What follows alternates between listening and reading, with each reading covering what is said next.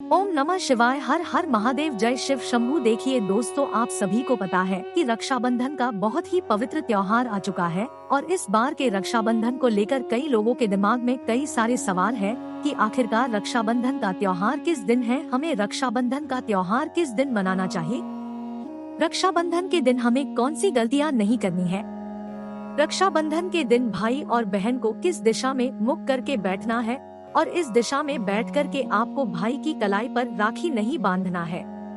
साथ ही साथ इस वीडियो के अंत में हम 5 कनेर के पुष्प वाला बहुत ही चमत्कारी उपाय भी बताने वाले हैं, जो कि आपको इस रक्षाबंधन की पवित्र पूर्णिमा की तिथि पर ही करना है। तो दोस्तों, बहुत से लोगों के दिमाग में यह प्रश्न चल रहा है कि आखिरकार रक्षाबंधन का त्योहार किस दिन है।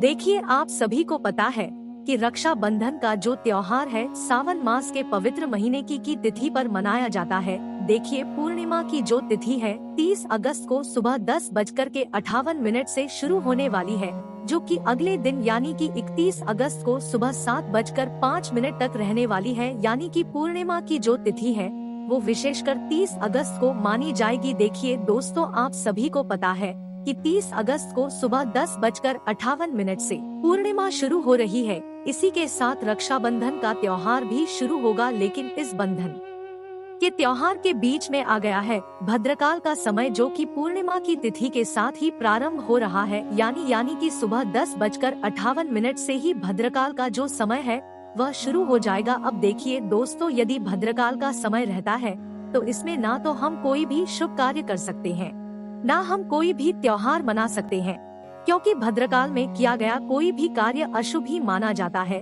देखिए, एक पौराणिक कथा के अनुसार की जो बहन थी सूर्पंखा, उसने भद्रकाल के समय ही रावण की कलाई पर राखी बांध दी थी, जिसके कारण रावण का विनाश हो चुका था। इसीलिए आपको भद्रकाल के समय रक्षाबंधन का त्योहार नहीं मनाना है। देखिए, भद्रकाल का जो समय है पूर्णिमा की तिथि के साथ शुरू हो रहा है, यानी कि 10:58 से शुरू होगा और रात्रि में 30 अगस्त को 9:01 तक समाप्त होगा। तो आपको हम बता दें कि आप जो रक्षाबंधन का त्योहार है 30 अगस्त को ही रात्रि में 9:02 के बाद अगली सुबह होगी 31 अगस्त की, उसमें आप 7:05 तक रक्षाबंधन का त्योहार अच्छे से मना सकते हैं, क्योंकि इस समय जो है भद्रकाल का समय भी समाप्त हो जाएगा। देखिए, भद्रा जो थी वो विशेषकर भगवान शनि देव की बहन थी। तो सबसे पहली जानकारी एक बार और हम जान लेते हैं, आपको रक्षाबंधन का त्योहार कब नहीं मनाना है। सबसे पहले हम यह जानते हैं। तो देखिए दोस्तों, 30 अगस्त को आपको 10:58 से लेकर के रात्रि 9 बजकर रक्षाबंधन का त्योहार नहीं मनाना है। अब हम जान लेते हैं कि हमें रक्षाबंधन का त्योहार कब मनाना है। तो दोस्तों, 30 अगस्त को रात्रि में 9:02 से लेकर के आप अगली सुबह 31 अगस्त को सुबह 7:05 तक रक्षाबंधन का त्योहार मना सकते हैं। तो हमने आपको बता दिया है कि रक्षाबंधन का त्योहार आप कब मना सकते हैं और कब नहीं मना सकते हैं, और इसके पीछे का हमने आपको कारण भी बता दिया है कि क्यों आप नहीं मना। अब देखिए दोस्तों, रक्षाबंधन के त्योहार को मनाते समय जो भी गलतियां हमसे होती है उन्हें हम जान लेते हैं। देखिए, रक्षाबंधन के दिन आपको सबसे पहले तो स्नान करना है, अच्छे से आपको कपड़े पहनना है, आप किसी भी रंग के वस्त्र पहन सकते हैं। अब देखिए दोस्तों, राखी को बांधने से पहले राखी की थाली में आपको कौन कौन सी सामग्री रखनी है, जो कि सामान्य सामग्री है, हम जान लेते हैं। देखिए, थाली के बीचों बीच सबसे पहले तो आपको कुमकुम से एक स्वास्थ्य का निर्माण कर देना है, फिर उसके ऊपर आपको कुछ अक्षत के दाने गिरा देना है। इसी के साथ आपको उस थाली में कुछ अक्षत के दाने भी रखना है। अक्षत के दाने आपको ध्यान रखना है कि खंडित नहीं होने चाहिए, क्योंकि अक्षत के दाने ही आपके जो भाई है उनका क्षय होने से बचाते हैं। उसके बाद आपको अपनी थाली में एक नारियल रखना है, एक रुमाल रखना है, साथ में आपको एक तांबे के पात्र के अंदर जल रखना है। कुछ मीठी सामग्री भी आपको ले लेनी है, यानी कि मिठाई का प्रयोग भी आप कर सकते हैं। इसी के साथ आपको कुछ राखियां उस थाली के अंदर रखना है। तो इस प्रकार से कुछ सामान्य सामग्री है जो कि आपको अपनी पूजा की थाली में रखना है। देखिए, सबसे पहली जो राखी है आपको अपने घर में जो लड्डू गोपाल जी होते हैं उन्हें बांधनी है। जिस प्रकार से आप अपने भाई की कलाई पर राखी बांधते हैं उसी प्रकार से आपको लड्डू गोपाल जी की वहाँ पर भी राखी बांधनी है। देखिए, पूजन सामग्री की थाली में आपको एक दीपक भी रखना है।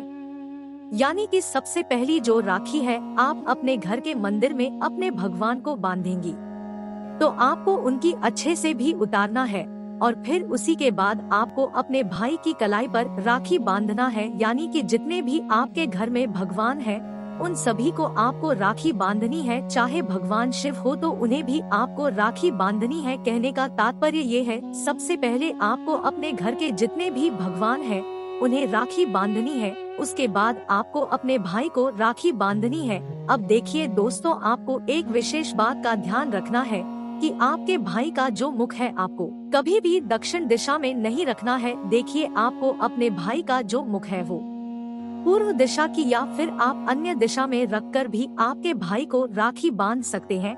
केवल ध्यान रखें कि दक्षिण दिशा में आपको अपने भाई को बिठा कर के राखी नहीं बांधना है। अब दोस्तों, हम बात कर लेते हैं इस रक्षाबंधन की पवित्र पूर्णिमा की तिथि पर किए जाने वाले विशेष उपाय, यानी कि 5 कनेर के पुष्प वाला महा उपाय। देखिए, यह उपाय आपके जीवन में धन से जुड़ी जितनी भी समस्याएं हैं उन सभी को दूर करने वाला है। आपके जीवन में जितने भी संकट, कष्ट और क्लेश हैं, उन सब भी दूर करने वाला है।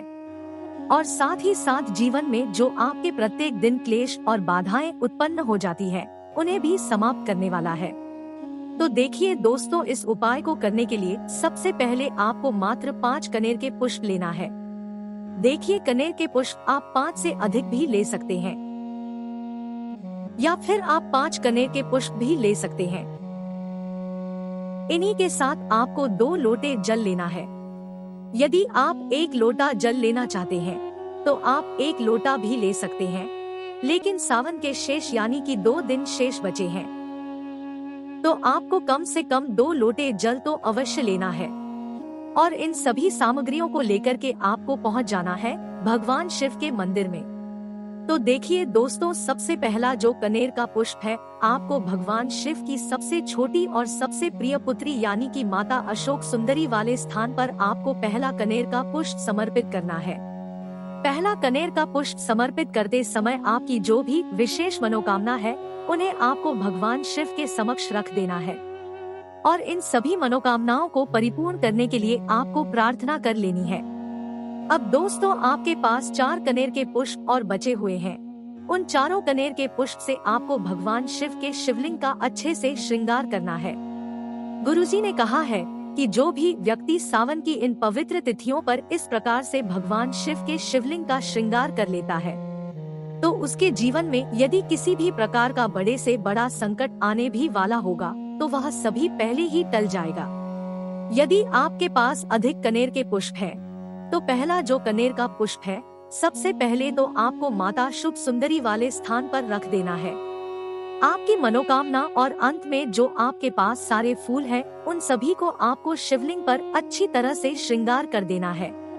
तो इस प्रकार से आपको शिवलिंग का श्रृंगार करने वाला ये बहुत ही चमत्कारी उपाय कर लेना है।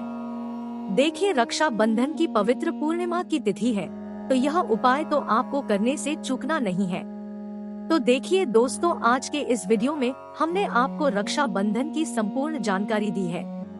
इसी के साथ हमने 5 कनेर के पुष्प वाला बहुत ही चमत्कारी उपाय आपको बताया है। तो दोस्तों, उपाय को अगर किसी भी प्रकार की गलती ना करे, ओम नमः शिवाय, हर हर महादेव, जय शिव शंभू।